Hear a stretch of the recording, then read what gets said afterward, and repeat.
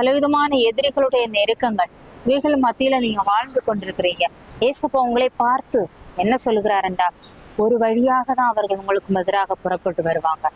ஒரு வழியாக தான் அவர்கள் வர முடியும். பல வழியை நான் அவர்களுக்கு என்று கொடுக்கல. இன்னைக்கு ஒரு வழியாக தான் வருவாங்க. ஆனா அவர்கள் வருகிற இடம் தெரியாம 7 வழியாக இன்னைக்கு அந்த சத்துருக்களை நான் முறியடிக்க வல்லமை உள்ள தேவனா இருக்கிறேன் என்று ஏசப்பா சொல்லுகிறார். தேவ பிள்ளைகளே, இன்னைக்கு நீங்க நெருக்கத்தின் பாதையில, உபத்திரவத்தின் பாதையில, கஷ்டத்தின் பாதையில, துன்பத்தின் பாதையில, துக்கத்தின் பாதையில, பலவிதமான எதிர்பார்ப்புகளோடு காணப்படுகிற தேவ பிள்ளைகளே, உங்களுக்கு எதிராக வருகிற சத்துருக்களை ஆண்டவர் இந்த நாளில 7 வழியாக ஓடும்படியாக செய்ய போகிறார். நீங்க இன்னைக்கு ஜெயத்தோடு வாழ போகிறீங்க. நீங்க இன்னைக்கு விடுதலையோட நடக்க போகிறீங்க.